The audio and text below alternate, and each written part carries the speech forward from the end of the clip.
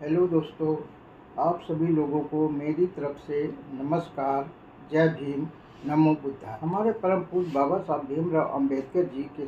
साहस या हिम्मत का कोई भी मुकाबला करने वाला उस समय नहीं था, क्योंकि जब भी उन्हें मौका मिल जाता था,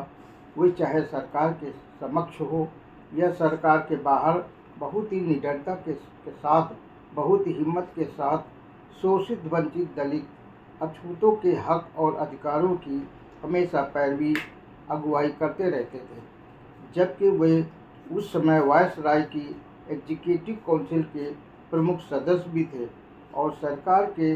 बहुत ही जिम्मेदार पद पर भी थे, परंतु फिर भी वे खरी खरी या साफ साफ कहने से नहीं चूकते थे, मौका नहीं छोड़ते थे।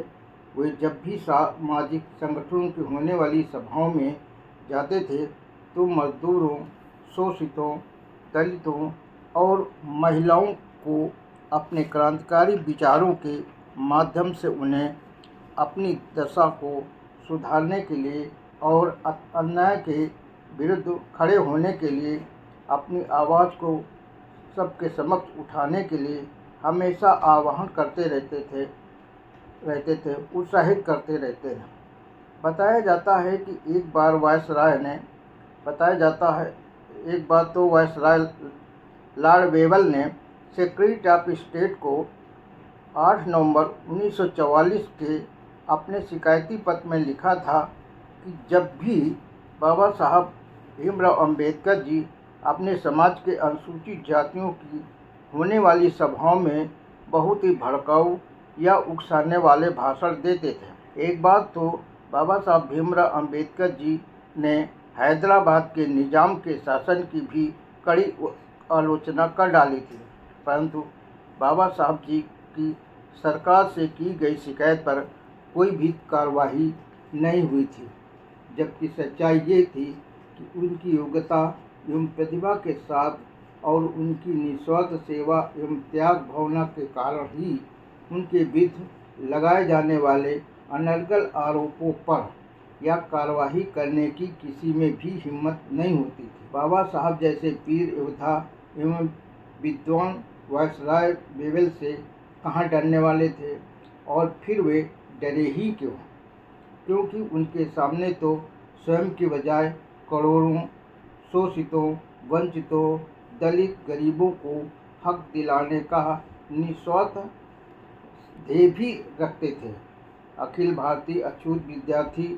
सम्मेलन जो 2 जनवरी 1945 में कलकत्ता में रखा गया था, तब बाबा साहब भीमराव अंबेडकर जी ने संदेश देते हुए कहा था कि आप सभी विद्यार्थियों को पढ़ाई के दौरान राजनीति में सम्मिलित नहीं होना चाहिए तथा अपनी शिक्षा को, अपने आचरण को उच्च रखने का प्रयास करना चाहिए। फिर इसी दौरान कलकत्ता में ही बाबा साहब भीमराव अंबेडकर जी ने पीपल्स हेरल्ड नामक साप्ताहिक पत्र का भी विमोचन किया था। इसके बाद उन्होंने अपने भाषण में कहा था कि जब गांधी जी की मृत्यु हो जाएगी तो कांग्रेस 2 टुकड़ों में बंट जाएगी। आगे उन्होंने शेड्यूल्ड कास्ट फेडरेशन के महत्व के बारे में जानकारी देते हुए बताया था कि राजनीतिक और नैतिक दृष्टिकोण से ये पार्टी लंबे समय तक असरदार प्रभाव रखेगी। इसलिए क्योंकि किसी भी नेता को देश में यदि कोई शुभ कार्य करना होगा तो वह दलितों का उद्धार है, और पार्टी इस पर पूरा ध्यान में दे रही है। वायसराय की एग्जीक्यूटिव काउंसिल में मार्च 1945 को यह एक महत्वपूर्ण सुझाव दिया गया था कि देश में हवाई सेवाओं, एयरलाइन पर पूंजीपतियों के बजाय स्वयं सरकार के पास कब्जा होना चाहिए था।